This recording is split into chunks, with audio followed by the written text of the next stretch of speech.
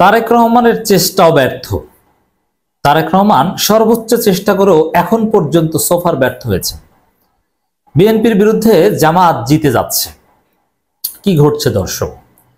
তারেক রহমান চেষ্টাটা কি, আগে এটা বলি। একটা খবর এসেছে আমাদের কাছে, অনেকে পাঠিয়েছেন, আমার বন্ধু, বড় ভাই, ছাত্র দলের অনেক নেতারা, বিএনপির অনেক নেতারা।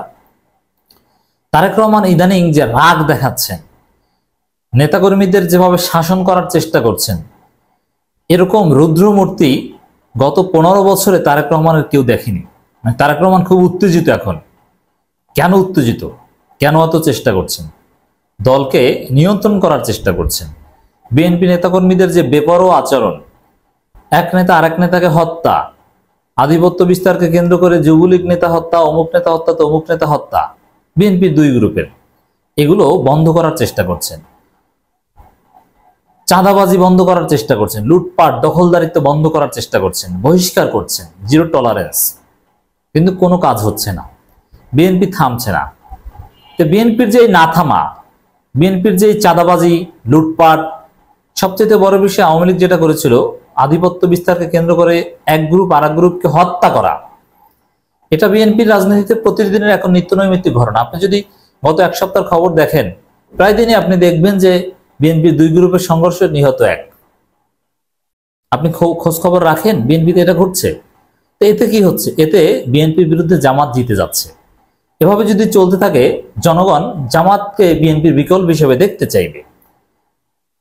জনগণ মনে করবে, ধারণা করবে যে আওয়ামী লীগ বিএনপি একই মুদ্রার এপিট ওপিট, আওয়ামী লীগ বিএনপি দুই দলকে দেখেছি, এখন একটু জামাতকে দেখি।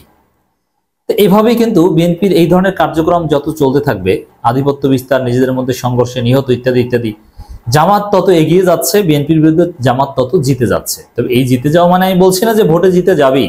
বিএনপি দুর্বল হচ্ছে, বিএনপি জনগণ থেকে দূরে সরে যাচ্ছে, বিএনপি বিতর্কিত হচ্ছে, আমি এই অর্থে বলছি জামাত জিতে যাচ্ছে। অথচ জামাত শিবিরের বিরুদ্ধে চারদিকে একটা কলঙ্ক, একটা সমালোচনার দিক কেউ দেখাতে পারবে না।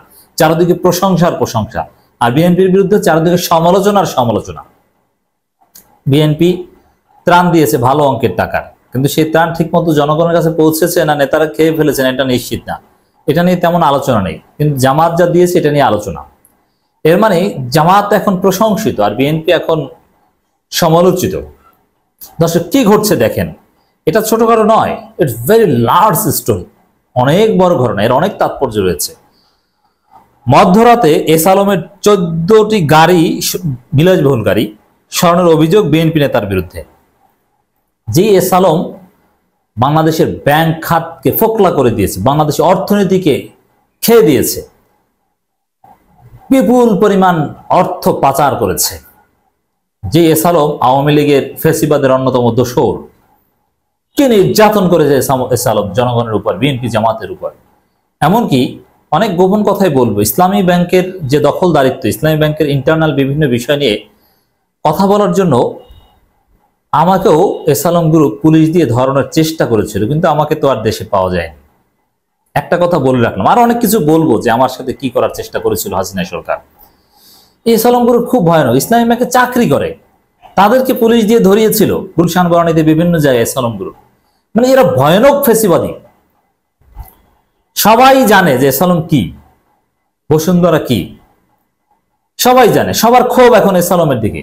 এস আলমের সম্পদ বিক্রি করে জনগণের টাকা শোধ করার কথা বলছে বাংলাদেশ ব্যাংকের দায়িত্বশীলরা, আর সেই এস আলমের পাচার বা অবৈধ কার্যক্রমে সহায়তা করছে বিএনপি। তাহলে বিএনপি তো ফেসিবাদের পুনঃপ্রতিষ্ঠা করছে, ফেসিবাদের এপিট ওপিট। পার্থক্যটা কি?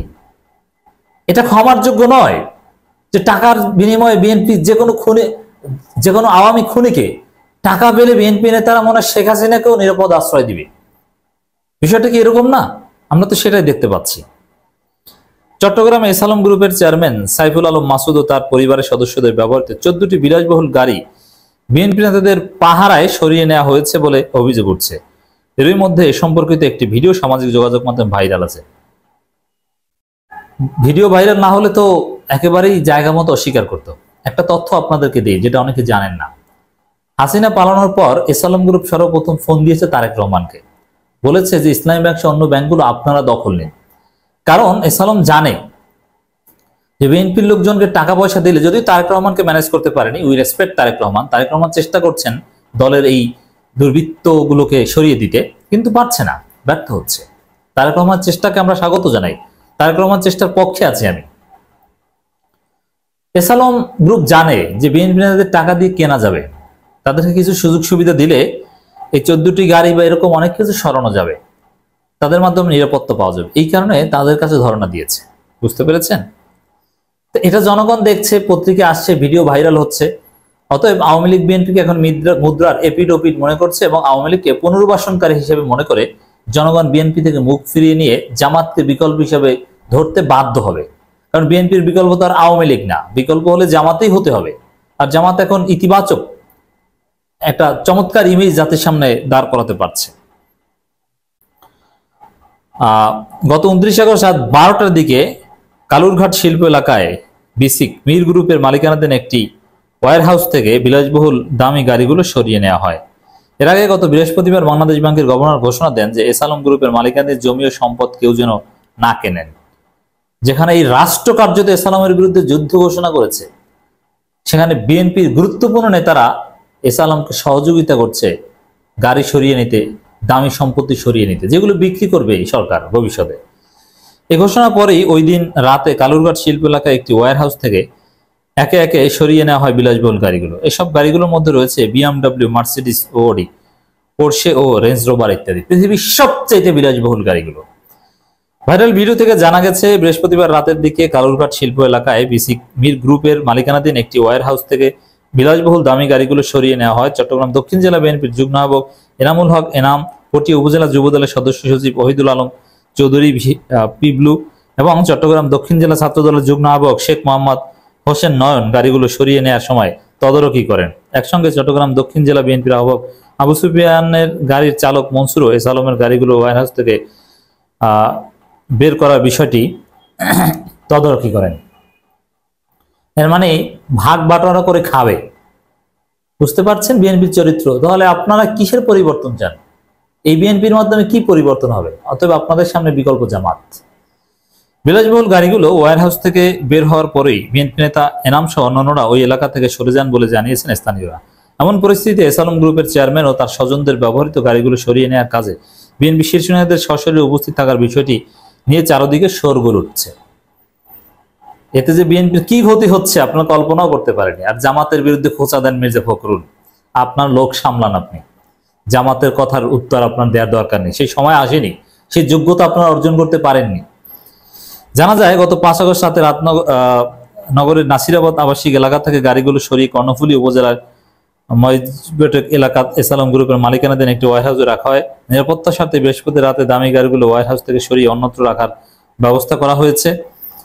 এ বিষয়ে চট্টগ্রাম দক্ষিণ জেলা বিএনপির যুগ্ম আহ্বায়ক এনামুল হক গণমাধ্যমকে বলেন, সামাজিক যোগাযোগ মাধ্যমে ছড়িয়ে পড়া ভিডিও খবরে বলা হচ্ছে এসালমের ওয়্যার হাউস থেকে বের করে হচ্ছে দামি গাড়ি, কিন্তু বাস্তবে তিনি গিয়েছিলেন নগরীর কালুরঘাট শিল্প এলাকা মির গ্রুপের ওয়্যার হাউসে।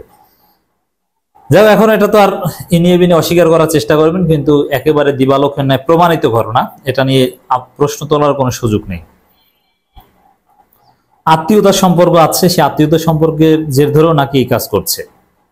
তা আপনি বুঝতে পারছেন যে আসলে জনগণের কাছে বিএনপির বিরুদ্ধে কিভাবে জামাত বিকল্প হচ্ছে। গাজীপুরে বিএনপির 2 গ্রুপের সংঘর্ষ, যুবক নিহত। আধিপত্য বিস্তারকে কেন্দ্র করে বিএনপির 2 গ্রুপের সংঘর্ষে যুবক নিহত হয়, আধিপত্য বিস্তারকে কেন্দ্র করে।